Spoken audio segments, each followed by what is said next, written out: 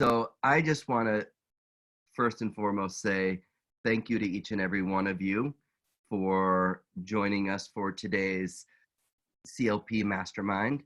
Maybe we call it a Master Heart, where we get together to co-create and collaborate.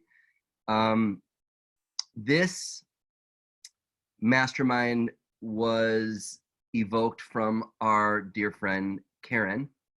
There you go, sister love, who asked a question about trauma.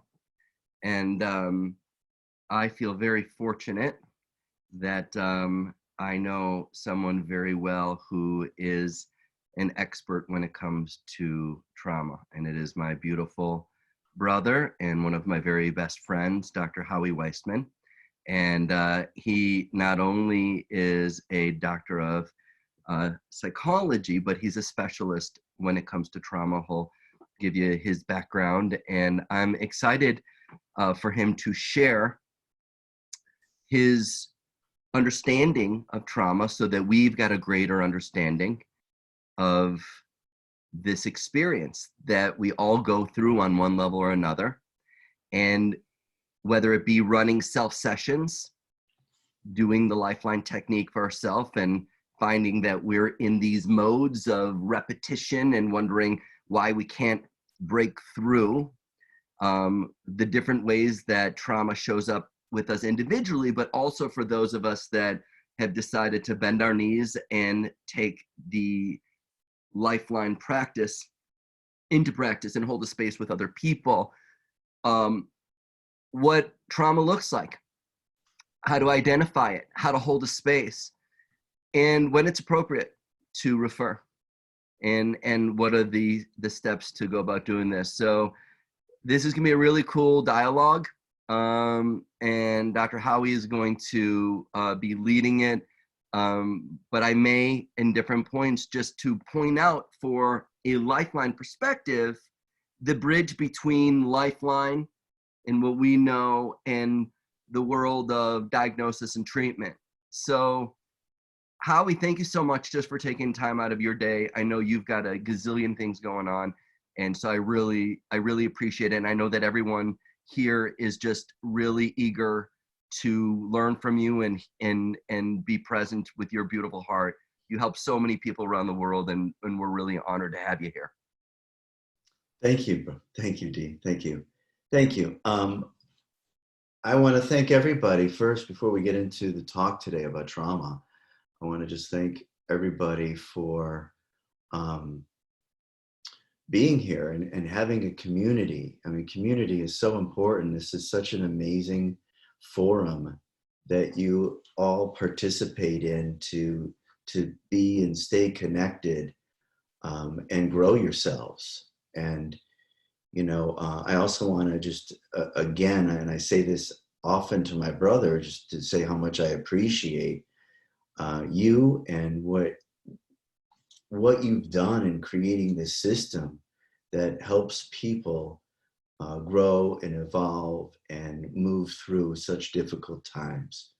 So it's this is really an exciting piece for me. I've never done a presentation through Zoom, so bear with me. But I'm excited to figure out the technology piece. I think it's pretty straightforward. Mm-hmm. Absolutely. And we'll be patient and we'll support you if we can, because we've done it quite a few times. So we'll help you out along the way as well.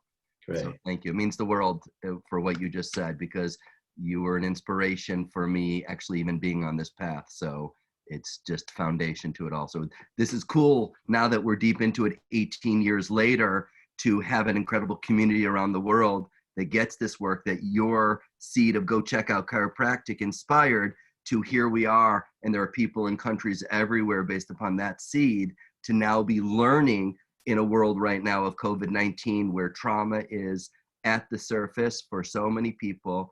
And they really people need to really understand this, this important information.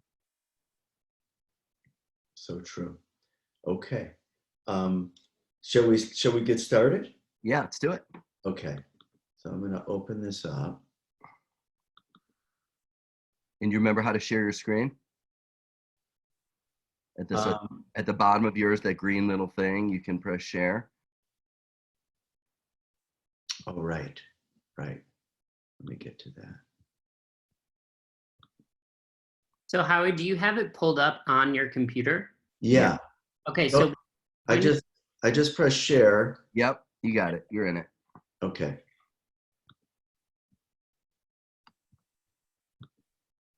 Voila. Perfect. Can everybody see that? Yeah. Oh, cool. Okay. So today we are going to talk about trauma. You are looking inside one of my ocean float rooms.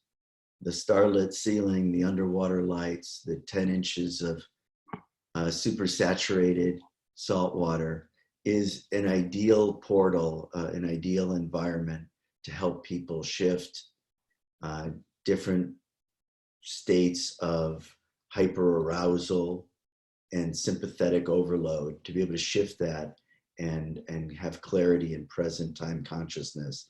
It's a wonderful tool. If you guys have not experienced that, it's a big part of my practice.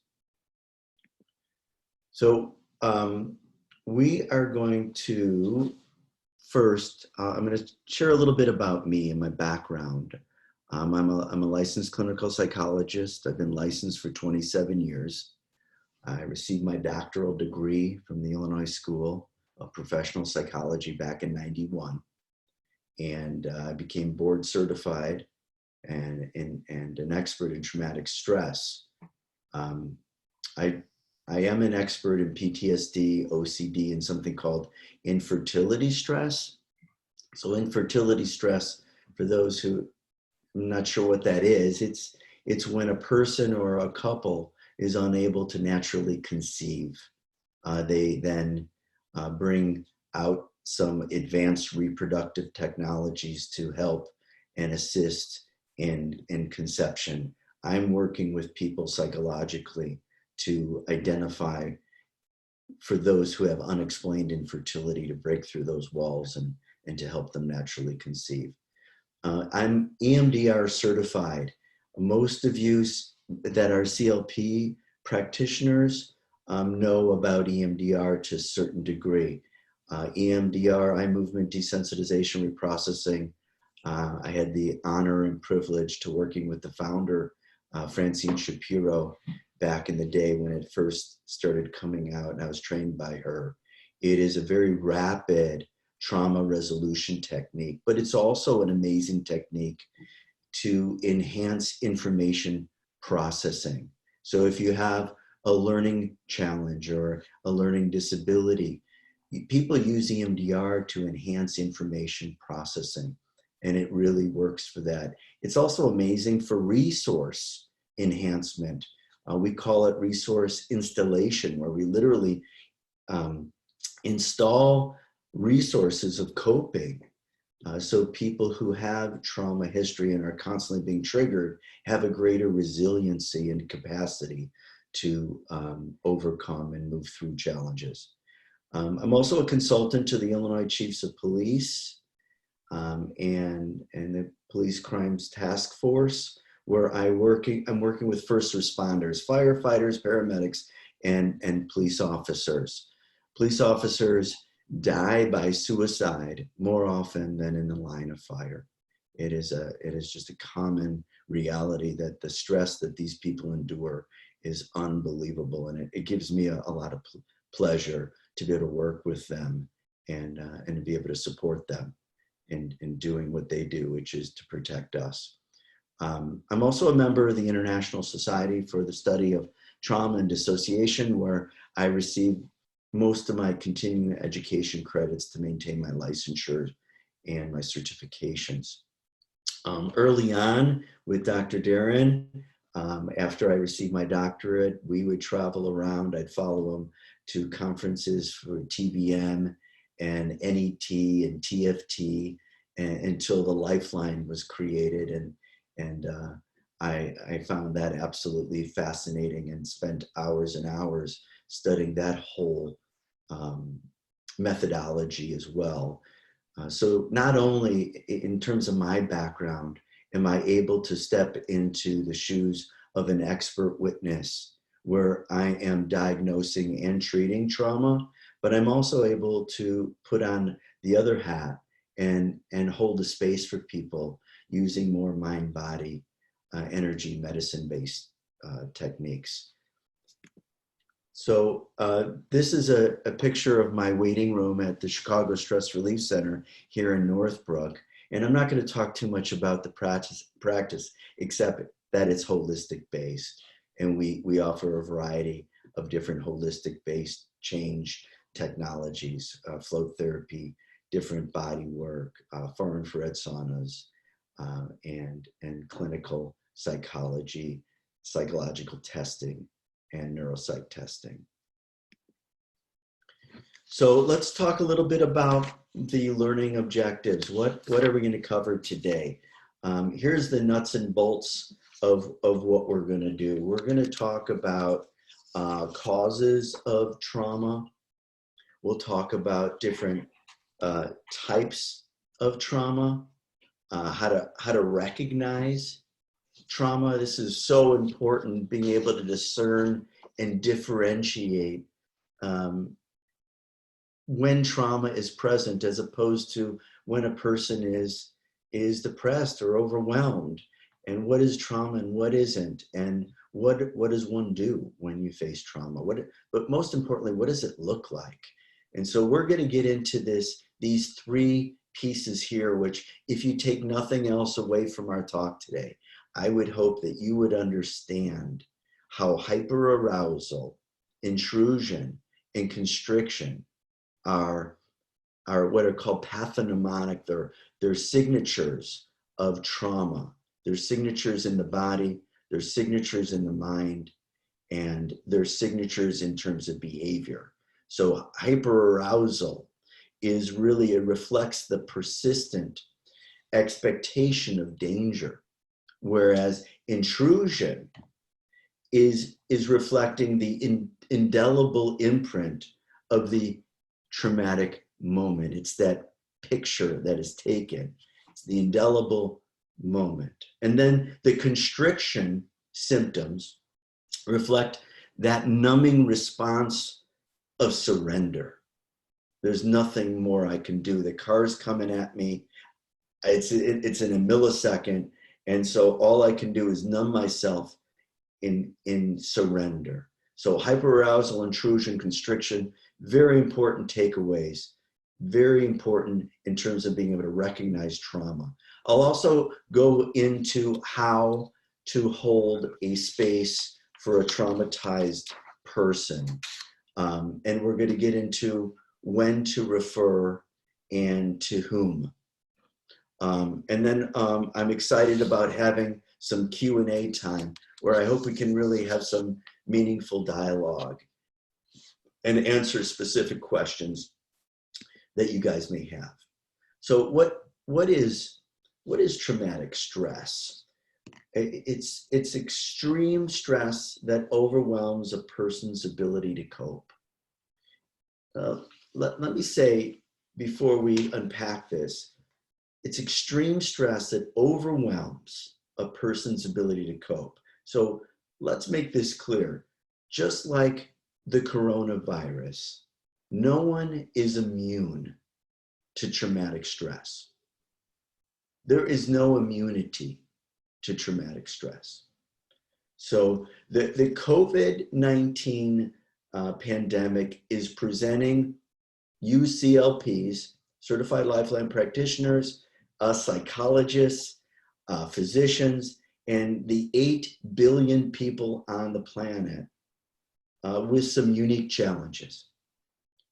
Because human evolution has prepared us to respond to threats that we can see, that we can identify, and then respond to in a fight or flight response. But we're now confronted with a potentially lethal global pathogen, one we can't see. We can't see this thing, and for which we don't have any evolutionary prepared response to. So people are feeling trapped and lonely. And let me tell you, before the pandemic, people have been feeling more lonely in their body and in their lives than ever before. Now that we're in the pandemic, these experiences have become more and more intense.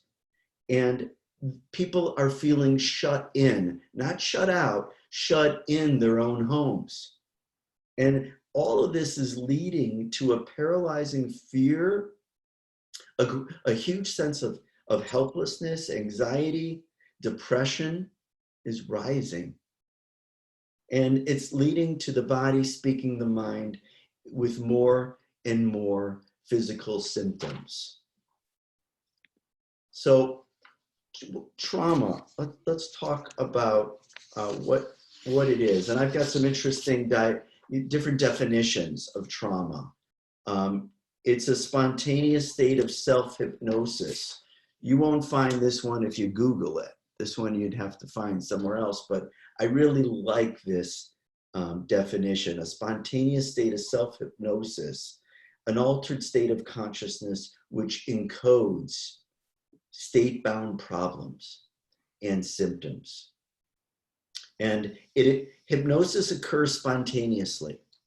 It occurs spontaneously in times in the face of stress, and it serves to contain an experience to prevent it from to prevent a person from becoming overwhelmed, ultimately. So, psychological shock and traumatic events are ultimately psycho-neurophysiological dissociations. And they result in either an amnesia, I don't remember it, a traumatic amnesia, or a delayed recall. I can't talk about that right now. So at the moment of traumatization, all sensory perceptions are paused, and they're stored holographically in 1 millisecond prior to the worst part of the event. It's T-1, something that you all have read a little bit about. There's a lot of different causes of trauma, but let's first begin with this. Psychological trauma is an affliction of the powerless. At the moment of trauma, at that T-1, the person or the victim is rendered helpless by some overwhelming force. And this is interesting. When the force is that of nature, we speak of disasters, like in hurricanes, earthquakes, floods, tsunamis. And when the force is that of other human beings, we talk of atrocities. And so we're talking about what are the causes of trauma. If we look at the top, we have accidents. I have a lot of people who come to me from motor vehicle accidents, a major cause of trauma and a major reason why people develop PTSD-related symptoms. Natural disasters, interpersonal violence is another very common cause of trauma, unfortunately, in our world. Surgeries and serious physical illness is a cause of trauma that I personally experienced, and I dealt with PTSD symptoms for about 1.5 years. Chronic repetitive experience of child abuse and neglect, very common cause of trauma. Living in war and military combat and deprivation are also very common causes of trauma. We're gonna move into different types of trauma. There's really 2 different types that will help you appreciate the depth and breadth of trauma. And there is a book, I actually have one on my desk because I've been working on a deposition, and I work out of this book often. This is the Diagnostic and Statistical Manual. The 5th edition is in my hand. When I went to school, it was all the way back in the 3rd edition. So we've moved into several different books. But according to this comprehensive textbook on for psychiatry and psychology, the common denominator of psychological trauma is a feeling of intense fear, helplessness, loss of control, and a threat of annihilation.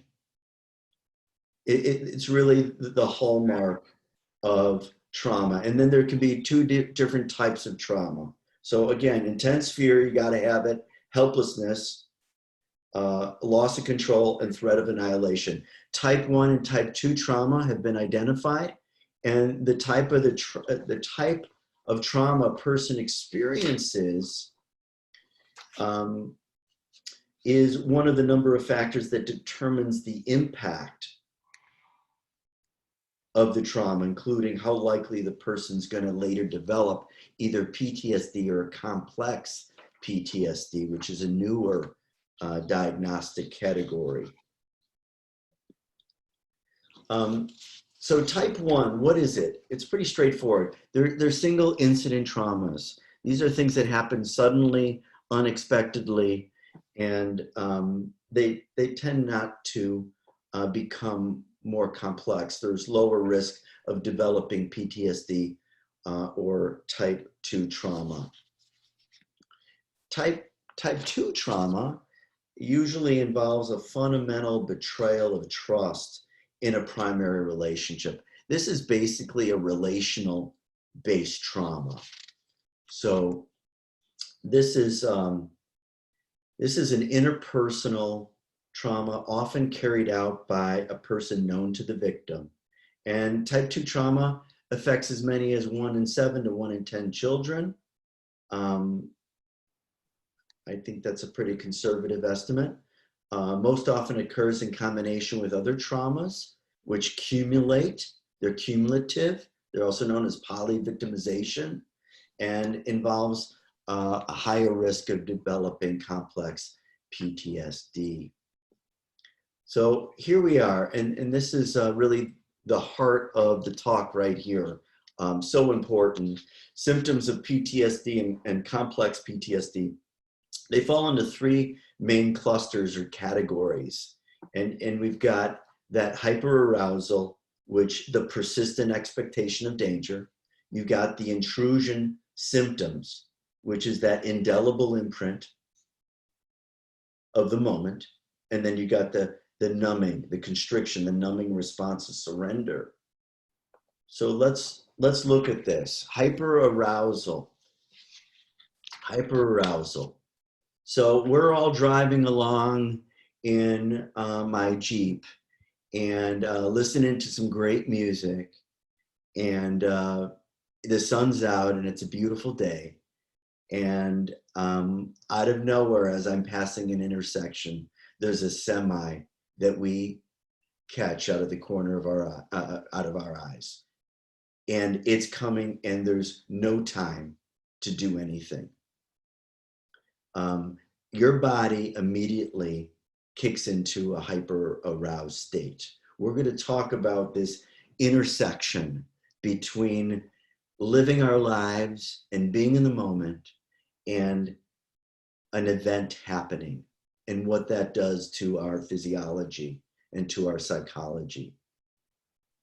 So after a traumatic experience, the human system of self-preservation goes into a permanent alert. That's what hyperarousal is. As if the danger might return at any moment. It's as if I got to keep looking behind me because it could happen as I'm talking to you right now. There's a physiological arousal that continues unabated, no matter what I tell myself. My body is in motion. The hyperarousal, the circuit breaker is turned on. The startle responses are active and frequent and extreme, and people react with great deal of irritability and aggressivity. They get small provocations and they can become very aggressive. These are disorganized fragments, dissociated parts of the fight and flight response in the face of overwhelming danger. Of course, when people have PTSD, they don't sleep good. They have trouble falling asleep. They have trouble staying asleep. So sleep hygiene is complicated, and there's a lot of physical complaints. That's hyperarousal. Intrusion. So here we are, we're back in my Jeep and we're going across the intersection, and here comes that red semi. And this is the indelible imprint of the traumatic moment. So long after the danger is past, traumatized people relive the event as though it were reoccurring in the present. So we could now be sitting, enjoying a nice meal, and I see out of the corner of my eye my son wearing a red shirt, and I have the same startle response because it was coming towards me in my periphery. People cannot resume their normal course of their lives because the trauma interrupts it. It's as if time stops at the moment of trauma. So ultimately, trauma arrests the normal course of it arrests the course of normal development by its repetitive intrusion into a person's life. And so reliving a traumatic experience provokes a lot of emotional distress, a lot of anxiety. And what do people do who are experiencing intrusive symptoms? They avoid the hell out of it because it's too overwhelming. So you've got this avoidance that results in a narrowing of consciousness and a withdrawal from engagement with others. And so let me help you appreciate something. If you guys are, if you think about putting on headphones and listening to good music and the oscillating sounds, the reverb, the echo that happens between one side and the other, creating a perfect mixture, the hyperarousal and the intrusion symptoms are doing something similar in terms of two active forces that are going on. The hyperarousal activating the system that danger is ever present. The intrusion, this indelible imprint coming in to the mind. It's going back and forth. And what does it lead the person to do? Well, here's the numbing response to surrender. This is the place where people experience the powerlessness of a traumatic moment. And because they know that any form of resistance is futile. As that truck enters the intersection, there's nothing I can do about it. So I go into a state of surrender. I may close my eyes. I may say, oh my God. And the system of self-defense, right, of me being able to do something for myself in that moment shuts down entirely. And so the helpless person can only escape the situation, not by action in the real world, but by altering their state of consciousness. So perceptions become numbed, they become distorted. People can have anesthesia that develops. They're all of a sudden looking at themselves from the roof of the car or on top of the ceiling. Time becomes altered. There's an altered state of consciousness that is formed in constriction. And this is truly a hypnotic trance state that happens. So when going back to this oscillating effect, what we're talking about is you've got these forces coming in, and the only way to cope with it is to numb. And that numbness really affects a person's ability to participate in life, to really engage in relationship, to be able to use your words and communicate. So those are the three primary and important pieces that people experience with trauma. Before you go any further, Yeah. do you mind speaking of, so here's this, the trifecta of hyperarousal, intrusion, dancing with one another to create this ultimate coping mechanism of constriction. Yeah. Based upon a and experience trauma, perceived trauma. And, as we know, there can be 5 people in your Jeep and not everybody experiences it the same way. Can you speak of that as far as what evokes somebody into this, epic level where they have no immunity to stress, and another person goes, stress, come on. Yeah. Can you talk about that? Yeah, I mean, we have to talk about it, because on the continuum of resiliency, there is a continuum. And there are predisposing factors that make one person more vulnerable than the next to experiencing these traumatic events. It turns out that high sociability is a protective defense against the development of trauma. And what do you mean by that? A person who is highly sociable, has a big network of friends, a support system, has a greater defense. They have a greater way to communicate and connect, and thereby become more resilient. It's important to understand what builds resiliency. As a CLP, right? You're working with someone. You want to know that you want to encourage that client with a limited support system to build that, because that will help them. But that's in the moment today. We're talking about historical factors. What about a person's history leads to a greater resiliency to trauma? High sociability is considered one of those protective strategies. A person who has an active coping style instead of a passive coping style. The term a locus of control. If you have an internal locus of control where I feel like I'm in control of myself in this situation right now, I'm going to have a greater resiliency to trauma than if I feel like, today, I don't know if it's going to be a good day, because, Right. I don't know what's going to happen.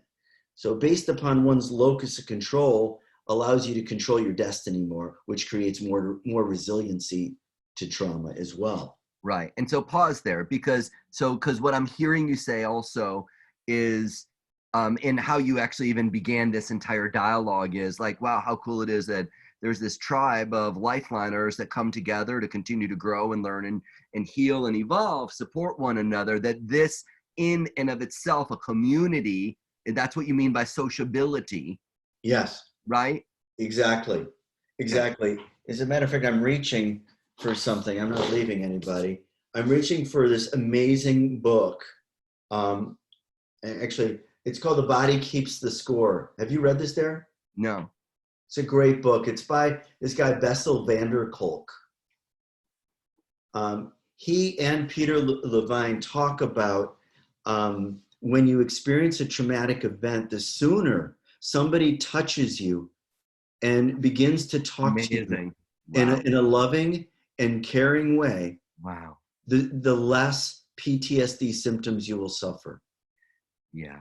And that's so, it really is, that's so amazing, because I want to I want to hold a space here right now, because this is about, we're in a session, and because I want to bridge back to, the concept of what, you talked about a coping mechanism for resiliency, but I also want to talk about what causes somebody to be more susceptible for the cycle of hyperarousal intrusion to constriction is an interesting thing, because we know, everyone here, when you're studying the sequence of portals, you get the mind on board so that you have a new mindset. A mindset of, for example, I am confident, feeling amazing. You get the body on board through a conscious body portal. The body creates a whole new level of memory based upon a high vibration from the heart, a feeling. But then we go, and this is the part that I want to bridge here, because what you're talking about to me is so brilliant, and this is an important bridge for everyone, is the concept of the core limiting belief. The core limiting belief is the T-1. It is that moment. So it might be, and tell me if I'm saying this right, Hal, it might be, here we are, we're in the car, and this happens with the truck, infinite love and gratitude. boom, it goes down. The part of me, I'll raise my hand to be the traumatized, to be in this type 2 PTSD. The part of me who's in this type 2 is not really that part that got in the accident with the truck. It's actually a 3-year-old little boy who's in an environment of whatever emotional reaction from water element, whatever those emotions are, whatever chakra that is, that power center is in the, and Dinah Weiss said it, spirit protection reflex. We're in the spirit protection reflex where we relive this pattern again and again. We're in this hyperarousal because the color triggers it, the sounds, the smells, the taste. Now we're in the pattern of this behavior and this whole arousal of it, this intrusion and this arousal of it, that we go into this constriction mode. It's interesting because I want to challenge something here too. I want to challenge it because so that we just grow into it. Here's this concept of like, all right, sociability, touch, sound, compassion. And that's what we're doing, everyone, when we're doing a lifeline and we're making a connection, and you don't have a background like Dr. Howie does to diagnose, but you are, when you are doing the lifeline as it's designed, you're actually doing exactly what he's saying that supports a person. We'll get into the point where it needs to be referred and how to go about doing it, different things like that. But you're doing that in the moment. You're doing that in the moment. And even further, you're in touch with this part of ourself that isn't the actual trauma, which a lot of people don't get this. Right. A lot of people don't get what we're talking about here, that it isn't the moment of trauma. It is a part of ourself that is not able to process those emotions in the moment. And here's the bridge where you talked about trauma. There's no immunity to stress. And I would challenge that to say that there is, through a practice, like when you've got a loci of, what did you call it? I liked it. A locus of control. A locus of control, which ultimately means when you've got a practice of lifeline in your life, you have a locus of control. That means, would I choose this? Hell freaking no, I don't choose this. Okay, boom, observe, discern, intend, imagine, go at it, boom. Now we're actively moving through the reaction of it. And I want everyone to know how powerful of a tool you have for processing your own emotions right here. It's just speaking the same language. So, because there is an immunity of stress, because certain people are definitely experiencing COVID-19 and building up an immunological response to it and fight it really easily and quite well, while other people don't. What is the perception of what causes that? I'd call that a spirit protection reflex as well. So, and that's a whole other conversation, or maybe not. But if you want to just add to, that concept of perception in the moment that leads to it. I mean, I think you really already did. I just actually wanted to bring it to the surface, that it isn't, the judging the book by its cover or the tip of the iceberg. The pain, fear, and stress of hyperarousal, intrusion, and constriction are simply portals. They are. But the complexity Boom. of complex PTSD of type 2 is that these people have experienced early victimization. They have the deck of cards are stacked for them, where there's neglect and there's abuse and there's specific trauma that has happened repeatedly over time, which leads to the breakdown of their resiliency. And it requires a lot more of a capacity to hold a space, a lot more tools and skills. But I think when we're talking about type 1, we're really saying that, each of you are truly able to hold a very powerful space for a traumatized person. And it's not something, one, I would encourage you to I would not encourage you to move away from that. I would encourage you to be really focused on here and now, being really mindful of your own presence, of your own stillness, to be in that moment with the person. And there's this concept that I like to use, listening for impact, which is really listening for, it's the heart of the matter, right? It's the emotional content when you listen for impact. And when you do that, when you're listening and you're pacing with someone in a here and now focus, and there's the capacity with applied kinesiology, which I like so much, because traditional psychologists, we don't touch our clients too often, but I like entering into doing energy work, because that connection of holding above the wrist is a meaningful connection. It's light, but it's firm, and it connects. And that is grounding. There's something grounding about just holding that space. I mean, I know we're all pretty much doing virtual treatments now, but we can use language, and I'll talk about that, of how to ground people, where they can feel your hand on theirs, or that type of connection. Yeah, I love that, and I'm gonna let you go with it. But you know, especially in our world of, I can't help myself, Evelyn. You know, it's in a world right now where it really is virtual. You know, and here's we are. I love the word that you use, pace. You know, so whether it be that someone's speaking in a particular tone, or they have a certain body posture, or they're using words like, I see what you're saying, and then you speak in colors. So that's an NLP strategy of pacing somebody, Yeah. so that you can make an actual, there's a mirror neuron physiological reaction going on, whether I'm here and you're over there in your house or in another country. That's the same thing as touching a wrist, truly and genuinely. And that's a really neat art form that's important to understand. Absolutely. I mean, when I say to you, look, your attention is coming to me, right? Or right. I'm asking you to follow me and connect into a pacing rhythm. The same thing happens with breath work. I'm going to continue, because this is a perfect segue. Daren's a diver. I'm a diver.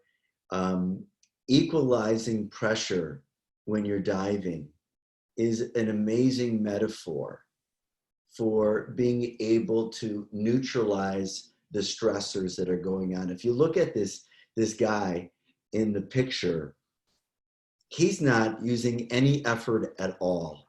He is just using the power of his breath to neutralize his body in that space and place. He's not going to sink to the ground, right? He's not going to go to the surface. He's just going to stay where he is, unless he chooses to alter his breath.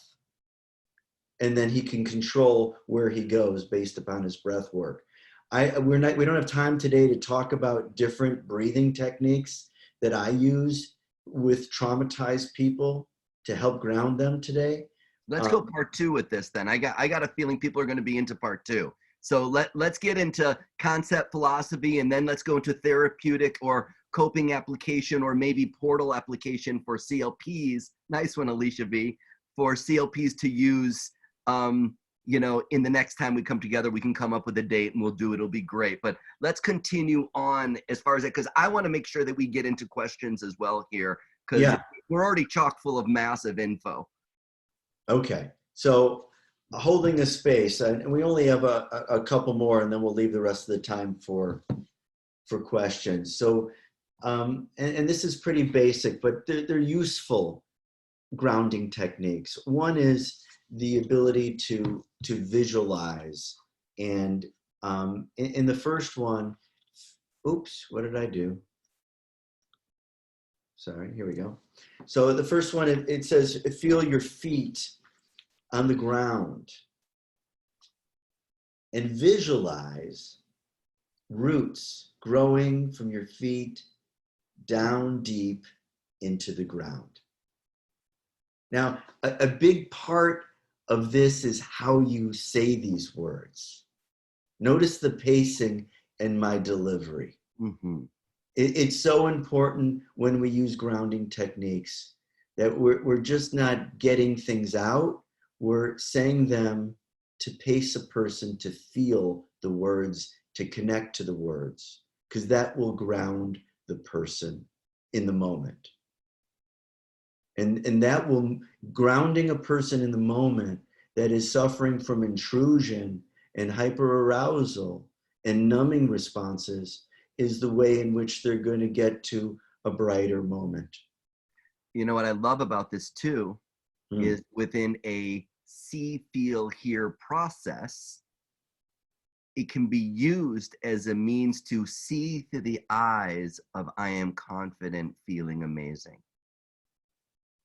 Observe what you're seeing inside your mind around you that is confident. Notice it. Be curious about it. Feel it in your breath. Feel it in the core of your being confident. You can't help but go there. It leads. It leads. Exactly. Here. And that see, feel, hear, which is a black hole, can actually be a white light where you can guide people into the positive vibration of the see, feel, hear in a really profound way, which is a grounding technique. So that's super cool. So absolutely. I'm excited to explore that further. These next energy points I use, I don't think I've ever talked to you about them, that I use these, Daren. This I got from Donna Eden's work. Mm-hmm. She has these different points that I use when people are having what are known as abreactions, which is a flood of emotional content in which, you know, their breathing can become erratic, they become very emotional and crying. These 2 points, and I'll demonstrate what it looks like and I'll explain it so you guys can use it on yourselves and share it with people you love, because it's very grounding and very helpful. The first one is your thymus point. And when you find that little ridge in there on the thymus, you're putting about a pound of pressure, and I'm using just my middle finger, putting it on my thymus point, and I'm lifting up about a pound of pressure. And my other finger is on my third eye, and I'm lifting that up about a pound. I'm doing it simultaneously. I like it. Both points are lifting up simultaneously, and I'm encouraging, and I'll do it now, just let your eyes close and continue to hold those points with very light pressure, holding them up, noticing your breath, and just notice what happens. So, and I know that everyone else is muted, but Daren, as the voice for this, what did you notice? It's almost like a balloon letting go of air. It was really tight, and then it just became softer and lighter, and I felt like it was easier, even more, for me to feel just to be in my body. Yeah, beautiful. And so it's great for sleep hygiene practice, the thymus third eye point. Oh, nice. Really good, you do that in bed as a way to ground and be present. And then the other one is the umbilicus, putting one finger, same amount of pressure on the hood of the belly button, while the other finger is back on the thymus. We're doing the same thing, and this is grounding your other chakras. And when I do this, I immediately feel a pulsing energy, and I feel my feet more grounded, and more present. So when people are, and I get these kind of phone calls, when people are having dissociations and abreactions, and they're in their own home and they don't know what happened, what triggered them, the ice cube technique is something that is good to have in your arsenal of techniques to help people through traumatic moments. And it's basically, it is what it said. You take an ice cube and you instruct the person to hold it in their fist and squeeze it and hold it for an extended period of time. They'll go through different phases of it'll burn and then it'll numb, but it'll take them out of the consciousness of their trauma, of the oscillating effect of intrusion and hyperarousal, and it'll bring them more to the moment through a gentle ice, pain, and numbing response. So those are some basic ones. The other one is using language, and you guys are masters of using I am statements, using the power of declarative statements. It's really, in this example, as you're working with a traumatized person, this statement of I am safe, feeling connected and supported within my community. You know, that's really knowing the power of community and the connection to resiliency. We want to use language that echoes that safety, connection, support, community. Very important statements to use. It's amazing. You know, and Ellen just made a comment that ice grounds puppies too. Oh yeah? No pun intended, but very cool. So let's do questions, because we've got 9 minutes until the top of the hour. Real quick, before we do, I just want to will people have access to this slide presentation, Daren? If you want them to. If you want. I don't mind, but I do want them to see these referrals if anything comes up. So the referrals, the top one is how to reach me, email, number, or contact my brother. There's easy ways to reach me, and don't hesitate. If you have any questions on traumatized clients you're working with or trauma in general, I'm open to having conversations about that. And then I have the Department of Health and Human Services, a 1-800 number, Integral Care, which has 15 languages that you can get help with, depending on what part of the world you're in or who you're working with, National Suicide Prevention Lifeline, and Crisis Text Line. So I thought these were all really useful referrals. Awesome. Shannon Rogers has a question for you. So maybe unmute your, stop sharing it, and then we'll go back to a question. Shannon, you're unmuted. Hey. Hey. I have a question, it was like a two-parter, but we were talking about if someone is in a spirit protection reflex and could that affect their immunity?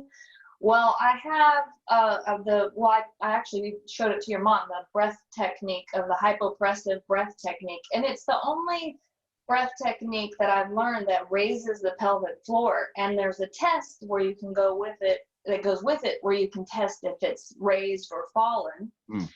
Well, mine was raised, but I was in a persona, and I felt it, and it dropped, and I felt just like, and it, it was about my son, it was about motherhood, about the whole pelvic floor area, and so I tested, and it was dropped. I did a lifeline session, tested again, and it wasn't dropped. And so my question is, what if we reflect back to what our immunity was then? Maybe if it doesn't, so does it maybe I'm saying it's an open question, but what I'm getting at is, I'm wondering how much of the reflex does actually take over in the conscious, because you know what I mean? Well, to me, what you're saying, Shannon, which is just brilliant, ultimately reflects the brain and the body don't know the difference between memory, reality, or imagination. Right. Biological from an immunological standpoint, or behavioral, when we talk biological, the skeletal system, and that pelvic floor dropping, to me, it just reflects that T-1, that spirit protection reflex, holds the whole thing, the whole lineage of it. And going back to that, that immune reaction or that behavioral reaction is, maybe as a black hole, and going on into that to process deeper if that's necessary or not. It's so cool that you were aware that you were in a unique persona that held that. That's an advanced dialogue here. So. Well, but you know what I mean? And I'm wondering if the immunity, I don't know, we could talk about that on take two, but I guess it's like, if somebody, like, if I didn't have these amazing tools and I stayed in that persona, then I don't see why I would have the same immunity that I had if my pelvic floor dropped. I don't see, you know what I mean? So it's like, but we don't really know what our immunity really is completely. You're right, but And maybe you know. maybe the word is holographic, because if it's in one part, it's in all. Mm. And Yeah. so throughout that whole system, you know, it's everywhere in every way. It just matters the lens and our ability to be able to catch that and perceive Shift that. out of it. Yeah, be present in it. Awesome. Yeah. The other question is that I have is more of a personal thing that has happened. I personally, over the past year, have had a lot of women patterns of rape. And as being an intuitive healer, I know the pattern when I see it. And so hearing everything that you're saying, Howie, is that it's like a lot of times they don't even know because they don't remember yet. And so can you give me any tips on how to address that, or to kind of have them address that in a way that, you know, in the lifeline? Because I tend to be a little brash, if you haven't noticed, but I tend to say what I'm thinking. And so I sometimes will come right out and say, have you had any sexual abuse? If it kind of comes up about that in some ways, and they're trying to figure out what's going on. Would you, hearing what you're saying now, I'm kind of thinking that might not be a good idea. Yeah, it's a great question, and I think it's great to be direct, but I think that there's a context to those questions, and they should not be led by, if you're seeing a pattern, to then fuel that question. Here's my suggestion. My suggestion is that if you're going to have questions about a person's sexual history of potential violations, you want to do that in your initial kind of information gathering, whatever kind of interview you have. If you're having feelings of, wow, this feels familiar, you want them to lead. You don't want to lead when it comes to potential type 2. People have to come to that on their own. I'm a strong believer. Well, here's like, this has happened 3 times to me this year. This is an example. I do connective tissue work, so I have a hands-on practice, and I practice the lifeline, and I teach breath techniques separately. So a lot of times people come to me first because they're having low back pain. And so they come to me, oh, it's just my low back. It's just my low back. And so we'll do a treatment. And then I intuitively feel like the body's speaking a message, but I have to give them that. And they'll call me the next day, and they're in a full-blown traumatic reflex. You know, they're in PTSD, and they don't know why. And I know why.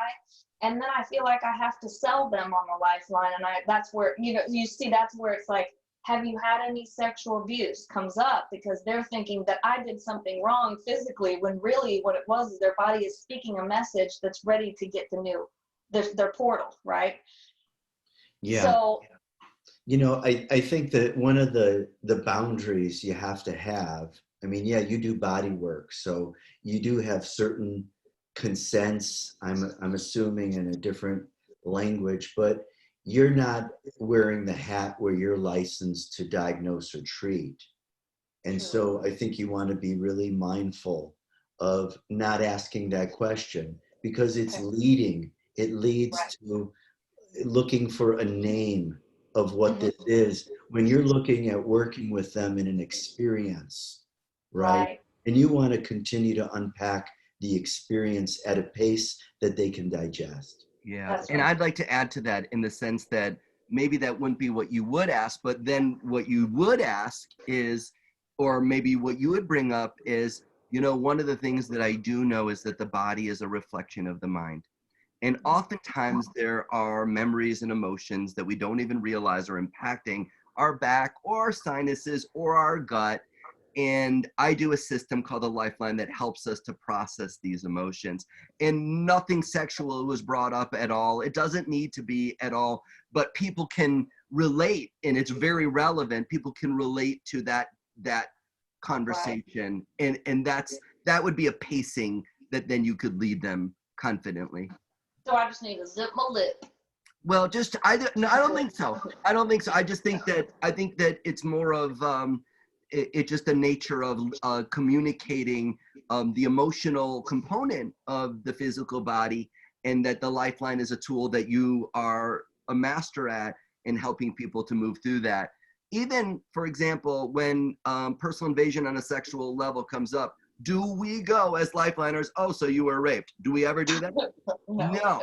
No, not at all. Life-death moment in the emotional expression channel, do we go, oh, you're dying, right? No. Emotional cancer, oh, you've got cancer. Do we have, no, we don't ever do any of that, but there's a way to communicate that. And you know, it's the aspect of rapport is a fascinating journey. It is. Appreciate the question, Shannon. I appreciate the answer, Howie. Dr. Weiss. Awesome. Todd had a question, and then we actually are going to have to go into part 2. Todd, unmute yourself, my brother. There you go. Yeah, I have a lifeline session. The questions are printed on the, Cindy just posted them. I have to go though. Okay, so I'm sorry about that. And you know what? I want to be respectful for everyone right now, but here's the thing. Howie, I just want to say thank you, because you've just opened up a real incredible opportunity for us to learn about ourselves, number one, because Lifeline's for self-mastery, but for us to hold the space with other people. This has really been valuable. I'd love to talk to you more, if other people are into it, about doing a part 2 where we can go into a deeper level of application, tools and strategies. I think that we've got a lot more that we can unpack here, if that would be something you'd be open to. Absolutely. Pleasure. Cool. Hey, everyone, let's unmute everyone and give a huge thank you to brother. Thank you. Thank you. Thank you so much. And for love and gratitude. So nice to meet you. Thank you. Looking forward to part 2. You guys said that at the same time. I know. Oh, cool. This is amazing, truly. Daren. Thank you, Howie and Daren. Pleasure. Have a great day, everybody. All right. Thank you.